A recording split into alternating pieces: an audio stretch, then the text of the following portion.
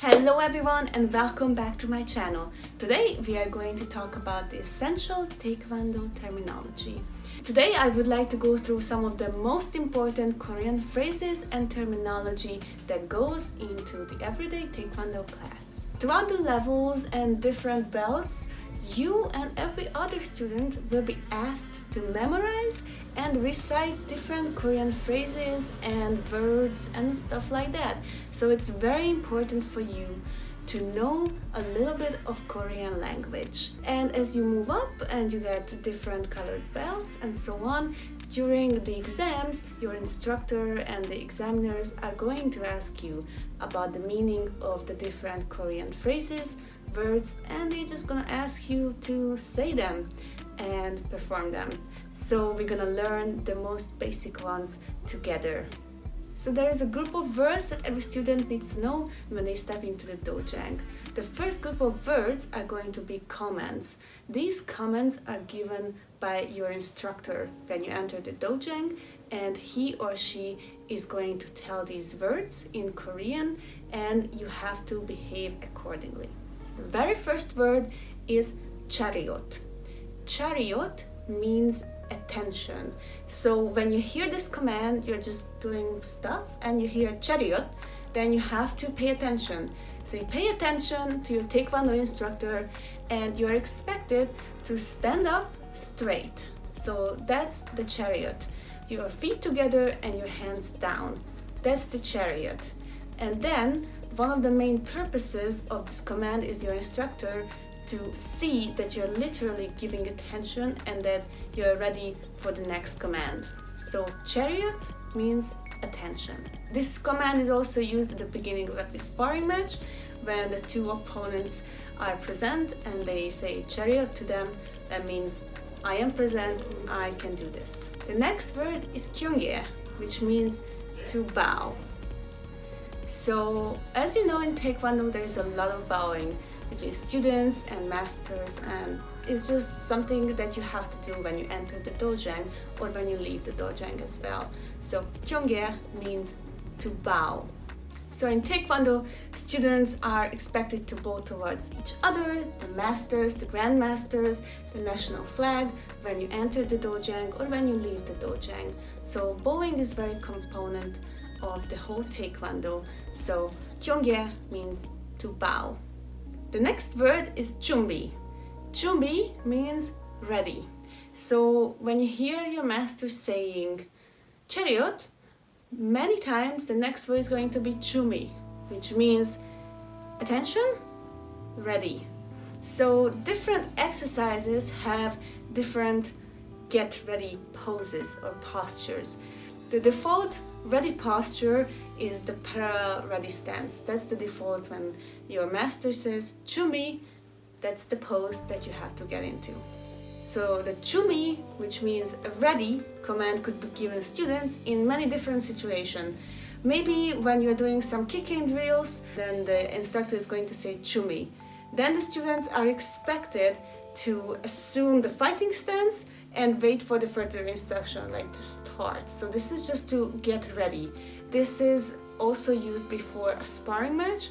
So when the two opponents already did the bowing, then 준비 means to get ready for the next stance. So 준비 means to get ready for further instructions. The next instruction after 준비 is 시작, which means to start. So 시작. So first you had chariot, 준비, 시작. So attention, ready, start. Okay, so that's the three things. And of course the bowing. So the bowing doesn't have to come after chariot when you are doing kicking drills and stuff like that, but many times you say chariot, 준비, 시작. So attention, ready, start. Or you will hear chariot, kyungye, which means attention, bow. The next word is going to be gumon, and gumon means to stop. So when you did your stuff, so you are doing any type of kicking technique, you're fighting or you're doing the pattern, and then the instructor says gumon, which means stop. So just stop whatever you are doing and then usually after an exercise is over, you're gonna hear another word, which is faro, which means to return, as in to return to the ready posture. So come on, stop, and faro, which means to get ready, back to the parallel ready stance. So you can hear those words after each other many times. So 시작 is to start, come on is to stop. And after faro, which means return, you can hear the next word, which is sho or shio. I hope I'm pronouncing this right. Sho, which means to relax, to just be easy. So this is when you return to the attention stance. You are not in the ready stance. You are at ease, you are chilling, and that you are ready to perform a final bow, and then you're dismissed. So this separates most of the segments during class, so the students move from one activity to the other, and then you know what's gonna happen, and when you have to get ready, when you are dismissed, when you have to relax, and so on. There is one word that's very important to know, which is kihap. So kihap is commonly used to refer to shouting or yelling in Taekwondo. When you're doing various techniques, the word kihap is translated to yell when you are yelling something. So you can yell Taekwon, for example, but kihap is also means during or after the attack. So you do a punch and you kihap, so it's hop, hop, and then you stop. So kihap is usually for the last technique that you're performing. When you're doing a pattern, you're not doing a kihap at the end of the pattern, you're yelling the name of the pattern. So you finish the chanji, then you stand in the last move, chanji, stop. So any type of yelling is very important because you have to let the air and the breathing out. I have a video about breathing, I'm gonna link it somewhere here so you can see it as well and learn the proper breathing technique in Taekwondo. Traditionally, kihaps were utilized to gather your focus, your chi or ki, so your inner energy, but beginner students usually use kihaps as an intimidation technique. So hop, and then you breathe out, you yell something loud, but more experienced students can use the kihap to fake a technique or trick their opponents. So you just yell and do something, but usually the correct way is when you're finishing a technique or when you're starting a technique. Maybe during the exercise you can do as well if you really feel like something feels there, but not during a pattern, for example. So hop, and then you do it. Next thing is counting. So during warm-ups and training, your instructor is going to count in Korean. Very possible. So for example, you are going to hear the Korean words from 1 to 10. So you have to learn these numbers and how to say them and what do they mean. Many times when you're doing kicks and stuff like that, there's going to be a counting in Korean. So let's learn the numbers. You have to memorize the numbers from 1 to 10. So I will go through all the 10 numbers in a row and we're gonna repeat it together.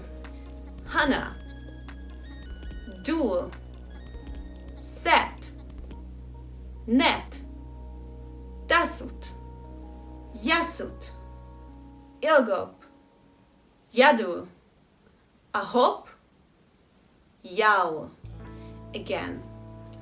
1, 하나, 2, 둘, 3, 셋, 4, 넷, 5, 다섯, 6, 여섯, 7, 일곱, 8, 여덟, 9, 아홉, 10, 열. Again. 하나, 둘, 셋, 넷, tasut, yasut, yogo, yadu, aho, yao. Very good. I'm sure you can do it. One more time. Hana, dul, set, net, tasut, yasut, yogo, yadu, aho, yao. Again, let's do it together. Hana, dul, set, net, tasut, yasut, yogo, yadu, aho, yao. It's very good. Good job. So there are some special commands that you hear when you start the class. So we're gonna go through them. We already talked about the chariot kyunge, which is attention, bow. So chariot, kyunge, attention and bow. That's the first one. The next one is a little bit more complicated. So let's just say it. It's chariot, sabomninke teyo kyunge, which means attention, chariot, bow to the instructor or master, sabomninke teyo kyunge. So sabomninke teyo is the instructor or master of that Taekwondo class. So chariot, sabomninke teyo kyunge, attention, bow to the instructor or the master. And the third one is chariot, gokidayo kyunge, which means attention, chariot, bow to the flag. So in every Taekwondo class there should be a flag. There should be a flag of the official Taekwondo flag, or there should be a Korean flag, or a combination of the two of them. And many times there is a picture of General Choi Hong-ki along with the ITF flag. So chariot, gokidayo kyunge, chariot, gokidayo kyunge, attention, bow to the team flag. When you are learning and mastering Taekwondo, it's important to understand and recognize the commands of your master or your instructor. When the students show familiarity with the Korean terminology, it not only shows that you're actually paying attention and you are training seriously, it shows that you also have a respect for Taekwondo as a martial art. Korean speakers obviously have a much easier time learning these commands, but with consistent practice and exposure, you can learn it, and you're gonna have a kind of a familiarity with all these commands, and you can say, even though you don't speak Korean, you know some Korean words, and that's already very cool. Thank you so much for watching this video. If you enjoyed it, please give me a thumbs up, and don't forget to subscribe for this channel for more videos. Thank you so much for watching. See you in the next one. Bye!